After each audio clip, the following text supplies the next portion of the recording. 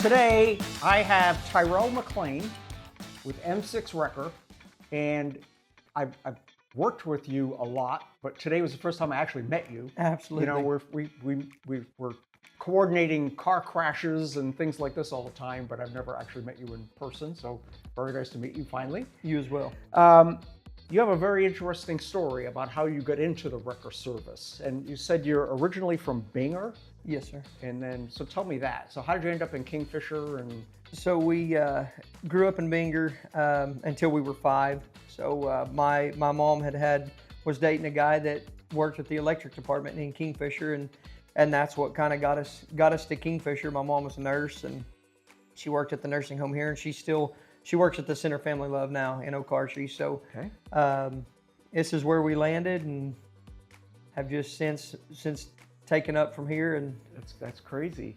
That, you know, it's funny how life takes you, you know, you deal with it and grow from it. And absolutely. So you had worked for is it K&W Tire? K&S. K&S Tire for like a long time. Spent quite a few years at K&S. Yes. From the outside, or you know, from the service truck, where most people remember me from in the farm industry. I went from there to outside sales, where I traveled and took care of, you know, Brahms Farms at Tuttle. Done a lot of stuff with them guys. John Christner Truck Lines. Done some stuff with some of their big contracts. Just really any of the trucking companies and outside sales stuff that I could get my hands on in our area. And then I moved an assistant manager there. Was there quite a few years until I was approached to go to work for TerraStar. Kicked that thing off and brought TerraStar to Oklahoma with Brad.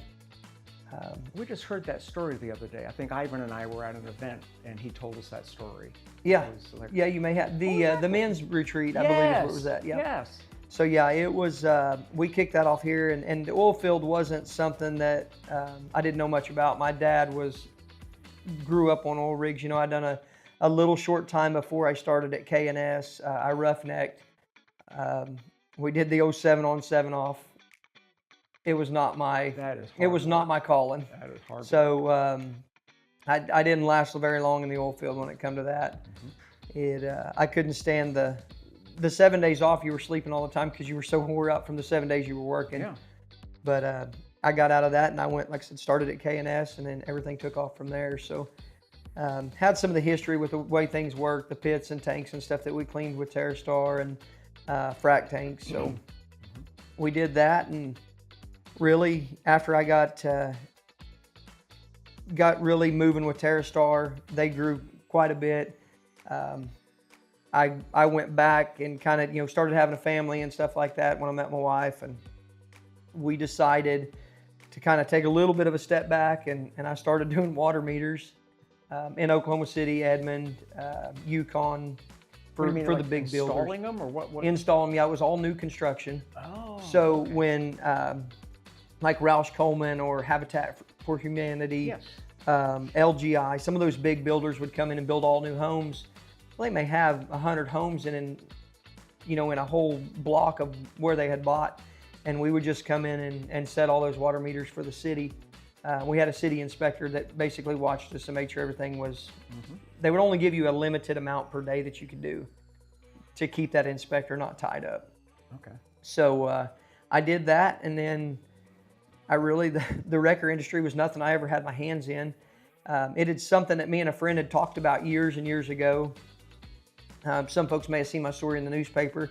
I had gotten a little trouble back in high school, and that kind of stalled us years ago of wanting to try to do a wrecker for the legality side of me operating one and whatnot.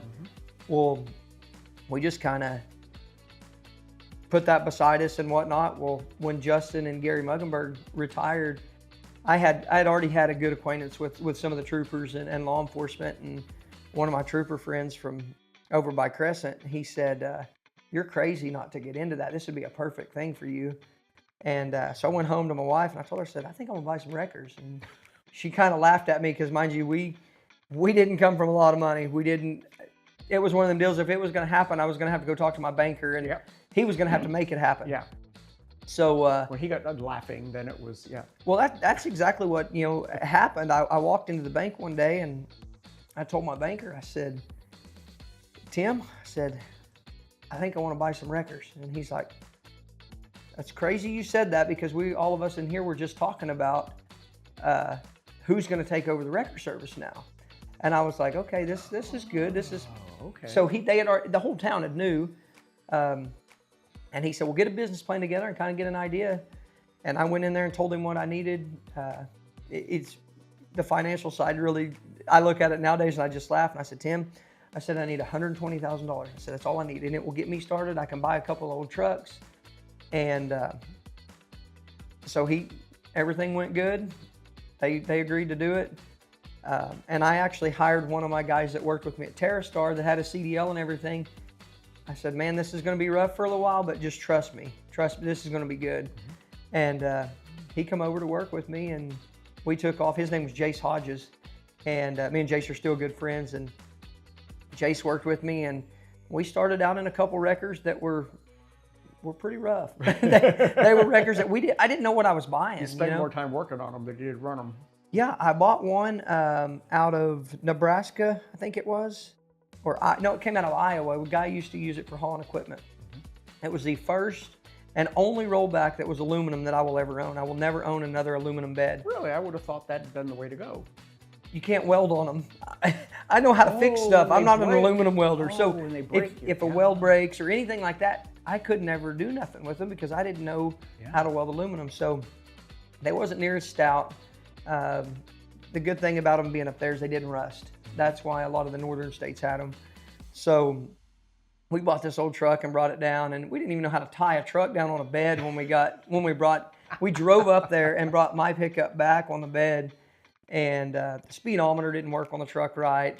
We thought, man, we're just flying down the road in this truck, and or we felt like we were going slow. That's what it was. We felt like we were just barely crawling.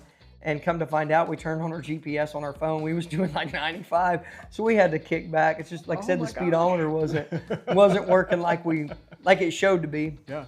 So we brought that truck back, and we had already filed for our license and stuff. The day that truck hit, we were working. We already had calls. People were like, "Okay, well, we'll just wait on you," you know. We're waiting for the mailman to get here. Yeah. Yeah. So we ran that truck for a few weeks. Until I was like, listen, there's no way we can keep up with all the work with one truck. So I went to south of Odessa, like way south of Odessa, and bought another one. It was a 2000 model FL70. And it was a lot bigger truck, so it was a steel bed. It was the first one like a medium duty. Like a 450 kind of. Yep. Yeah, okay. Yeah. So it was a rollback as well, because we knew we could do most of everything with a rollback. And we ran those for the first year pretty ragged. I mean, we wore them old trucks out. They was already wore out when we got them, but we really wore them out. I think we burnt more oil in one of them than we did diesel, but it did everything we needed. It built the business. Yep. So I actually traded the aluminum bed one to Jim Hickey. Had a Dodge that had a blown motor in it. Yep. And I traded it and some cash to Jim, and I took it down to Johnson's and I put a new motor in it. We still run that truck to this day. Oh, no kidding. Yeah, it was an 18 model Dodge, little 5500, awesome truck. We just thought once we got that truck, we was driving a Cadillac compared to these old trucks. And it's just been uphill from there. We bought a medium duty, bought a couple more rollbacks, we've got 2 semi-wreckers now. Mm-hmm. So opened up another yard in Blaine County. So we have a yard in Watonga as well as Kingfisher. Oh, I didn't realize that. Yep. So we cover all of the south side of Blaine County. There's another wrecker that's in Canton, Reed's wrecker. The junior's good as gold. I mean, the guy's worked his tail off his whole life to make a living doing it. So we're the only wrecker in Blaine County other than him. But basically, he doesn't like to leave town. So he works all that south stuff, no matter, he may work 5 crashes up there. We don't do a rotation deal kind of on that deal. If it's north, troopers have always called him, they call him kind of deal. Mm-hmm. And we cover everything south. So keeps us plenty busy between the 2 counties of running. So how big of is it mostly just 2 counties that you focus on, or is it? We go everywhere. Our semi-wreckers we spend a lot of time in Kansas, back and forth. Kansas, Iowa, Nebraska, our seasons for that's fixing to come up. We've got a couple of companies we take care of that do fertilizer, and that's big for them.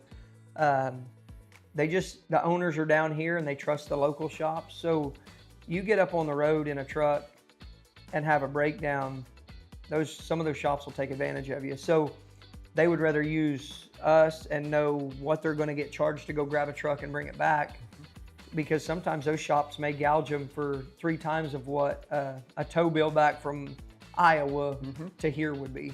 So we will take them a good running truck. It's so funny to think of how many good running semis that we tow, but we do. We'll grab them a perfectly good running truck and tow it up to their driver, unhook their broke down truck, and that way their drivers can just keep on going, making loads. All right. Well, I'm thinking of dragging the whole tractor and trailer down. That would be a waste of time. So yeah, so we swap those out, and the Highway Patrol has taken over the record division, Troop S size and weight. So pulling a loaded tractor trailer they're really starting to regulate that. So you don't see us pull very many combinations unless it's an emergency type situation. If somebody's broke down on the side of the road and we need to get it cleared off the highway and get back to their yard, or local companies, going close. But if it's across the state, we don't. Right. We usually split them just for safety reasons. Wow, that's crazy. So, how many trucks do you have now? We've got 7. Yep. Okay. 7 trucks. And I know your busy season's coming. It's I guess coming. As soon as it gets kind of slick and crummy out, or even cold, it starts. A lot of people say that, and I don't think people realize how much rain affects us, because we've got some of the most state-of-the-art equipment to do mud pulls, and we do a lot of semi pulls when it's muddy outside, and not even just necessarily semis, but all your oil field traffic. Those guys are trying to get into pads and just slide off the road and whatnot. So rainy season, this has been one of the busiest rainy seasons we've ever had. I was telling somebody the other day, we had that stretch where we got a little bit of rain and it broke for a couple days, and we got a pretty substantial amount more. We pulled 43 semis in 1 week, and that's, oh my God, that's moving. I always think of a wreck, but yeah, you forget about the recovery side of things. That's trucks and cars, and yeah, we do a lot of that, which comes with the snow and things of nature too. But rain is a big deal for us. There's just nobody around that does much of it. There's a few guys with dozers. Well, back in the day, dozers were everywhere. So you just call for a dozer to pull something out. But now there's not quite so many laying around. There's a couple guys here that still run dozers, and there's a lot of times we're so booked up that I'm calling them to go pull trucks for us. But it's one of them deals. Like I said, rain is a busy thing for us too. Huh. Okay. And you were talking that although you do a typical car breakdown and things like that, you don't do AAA. You do work with some of the insurance companies and things like that. Yeah. So a lot of times, like Chevy dealerships will have their own insurance for that brand of car, or like Ford that offers a roadside assistance type deal. So a lot of those guys we work with, because they're not trying to just nitpick on what you do. They just want to find somebody to get their customer to the dealership. Chrysler's the same way. Chrysler has their own roadside assistance on cars that are still under warranty and that type of stuff. So we do quite a bit of that as well, as far as getting people. Right. Because, most people that break down say, oh, I got roadside assistance, I'm going to call this number. Well, then they will call us. Well, I'm standing right here, so go ahead and do that. Yeah. Let's go ahead and get it done. Oh, that's funny. And so, your family owns other businesses in Kingfisher. Like your twin brother does concrete work and construction. Concrete and construction. Yep. Right. So he does all forms of concrete. I think he just poured a big deal for the city. Actually, the big pavilion right here behind our building. Yep. Yeah. Yeah, he done that. He does some of the storm drains in Kingfisher, does that kind of stuff. He just done a big city project for Kingfisher as well, a big drainage ditch that was just washing out and stuff. But he does a lot of Oklahoma City stuff. His guys they're down south pouring a big disposal well right now. So shop buildings. He does a lot of shop pads, house pads, just your general sidewalks, just really anything concrete related. Right. They do it. He's got framing crews. They've built a few houses. He would rather stay with doing concrete, but you know, you take what you can get yeah, sometimes. yeah. Sure, He's got the guys to do just about anything that a general contractor could possibly need. Very cool. So we were talking before we started about there's this YouTube channel. What's it called? Pepe's Towing, Yep. and he has these big fancy chrome rotator wreckers and everything. So do you long to have something like that, or is that just so ridiculous you could never recover your? You know, those investment? trucks, a lot of people look at them and think, man, that would be neat to have. And of course, that's one of them things that we've always would want. I always tell everybody I will own one. It's probably not the most smartest financial decision in the position that I'm in. I'm 4 years into the business. So you're young and I'm young. You're working it. Being smart about it. You know, it's, I'll put my money where it makes me money every day, not something that I'm going to use once or twice a month at the most. But those trucks, you know, those trucks are $1 million for a new one. Yeah. So that's a pretty big chunk to bite off. So we will have one day. They're going to interrupt us.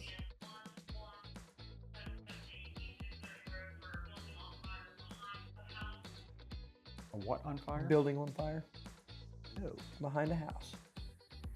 Hey, Cam? Amy? Did you get the address? Let me go look. I usually get a text for Hennessy.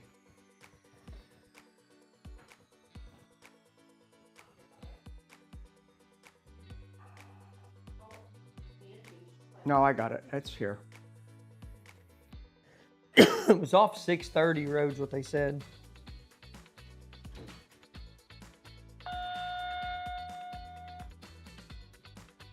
Dispatch Hennessy Fire, can you respond to 11778 East 630 Road? Again, 11778 East 630 Road for a building on fire behind the house. Okay, I need you to go there. 11778. Yes. That's Randy Holder's or Tom's house. Really? Pretty positive. Terrific. You're gonna have to use your phone because all the cameras are tied up. Mine's in the office. Grab Ivan's in case you need it. Yeah, it's Tom Holder's house. Terrific. Ooh. Are you still rolling? All right, I'm gonna close this door. We can still hear Hennessy. They didn't encrypt him. They didn't encrypt Hennessy. Yeah, I'm like personal friends with Brandon. Well, I says, and so- you can't do that to me. Yeah. Yeah. Yeah. So I help them out enough that I guess it's a value. You know, I'm Yeah. not just all about news for them. I do everything I can to help them in any way. Absolutely. So, all right. So we're talking about owning a rotator. Oh yeah, yeah. So it's definitely one of them things I will have one of these days. I think it would be very beneficial to an extent, but as far as semi crashes and stuff, we won't. Watonga, we work quite a few over there. Just a lot more traffic in and out of the quarry and stuff like that. So it'll be one of them deals we will have one day. And your terrain is a little different than a lot of the guys that have them. I mean, you're on flat ground most of the time. You're not retrieving from 50-foot cliffs and Yep. things like that. I have wanted to venture off to another county, and if I do that, I will buy one when I go to that county, just because it's a lot of interstate. Those rotators are really nice. You know, we're on a 2-lane highway to where you're going to have to shut down the road regardless. Rotators are really nice on the interstate to where you can work off of 1 lane and a shoulder and upright something and then tow it out of there. Versus, you know, a straight truck. I can tell you this, Brian Albrecht with Cabins out of El Reno. He doesn't own a rotator, and he will probably never own a rotator because Brian will always say, there's nothing you can do with a rotator that I can't do with a stick boom. And I think he's proved that time and time again that they've never had anything that they couldn't do with a straight truck that these guys use a rotator knowing how for. to use your tools and Absolutely. Wow. So that's one thing that's kind of held me back. I'm like, you know what? He's done it this long, and he's one of the best in the industry. The rotators are for show. That's really what they're for. When you can buy a straight boom truck and run that truck every day, hauling trucks anywhere you need to go, versus a rotator that's basically crash oriented, there's no reason to. Wow. When you can buy two straight Two trucks. for ones. Yeah. Yeah. So do any of yours, are they the where you can take the body off it? Because I know that's kind of a thing, detach. a detach. No, I don't have any Yours detach is- wreckers right now. I will. That's my next project is a detach. They're just so convenient because you can have the bed off of it in 15, 20 minutes and put a trailer on it or whatever else you may need for recovery efforts, whether that's a landall or even need to just hook a semi trailer up to split a rig for somebody. Very, very cool. My wife's sister lives in Marysville, Kansas, where they build landall. Oh, okay. And they're like everywhere. Yeah. And it's kind of a neat town to go because they own half the town. Oh, I guarantee you they And have see to all have of just these really cool chrome trailers lined up. yeah, because they do farm equipment as well. They do, yeah. So So it's 50-50. It's heavy ag Yeah. with plows and discs and things like that, and then the other half is Industrial heavy carrier industrial stuff. trailers and That's interesting. landalls that are. I didn't realize they were as popular in your line of work. So, yeah, landalls are very popular in our line of work just because the trailer, they make a certain trailer that's basically just like a huge rollback. Yep. And they use them quite a bit. Burned up trucks and stuff like that, they come in Just real handy for. Suck them right up on there. And a landall is a very low to the ground trailer to begin with, but then it tilts Yep. and almost gets flush with the ground, and you can pull objects up on it. Yeah, and that's the thing is once you load something, you're not so tall Yeah. that you can haul them. So. Very cool. What did we forget? How do people reach you? Well, they can. We do have a little Facebook, Okay. Facebook and Google. We're pretty easy to find. We got a pretty stout Facebook following. Yep. Just right here in Kingfisher and Watonga. So Yep. we. And watch all of our pages. And Yep, all of your pages. there's You good guys share quite a advertising bit with about us. and, So yeah, very, very cool. Well, and I know you do a lot for the community. You know, you're not just the wrecker guy, but yeah, anytime we try. anyone needs some help, and I've seen your equipment on non-accident related stuff like search and rescue and those kind of things. And Yeah, there's a lot. When I grew up, I lived on the creeks. And that was kind of one of them deals is unfortunately, like you said, on the search and rescue side of things, there's been some very unfortunate events that have happened in our community. Even before you guys were here, there's been a few younger kids that have drowned in our parks department's area. And we were actually part of that recovery as well on multiple. But yeah, anywhere we can try to help, we try to be there and help. So. that's awesome. That's very, And very cool. I know our sheriff's department and stuff has some new equipment and things that they've purchased to try to help with search and rescue as well. But I'm in the process of buying a thermal drone as well, just to have for Nice. those efforts if a deputy's not around and things of that nature. Yep. So Wow. Very cool. Well, it's so cool meeting you Yep. finally in You as well. person and hanging out with us. And I know you're a busy guy and your phone is probably blown up. I've got it rolled. He's so going them to guys run can- right out of here as soon as we're done. But very cool. Yep, it All was right. good meeting you too. Same here. Thank you. Stay tuned.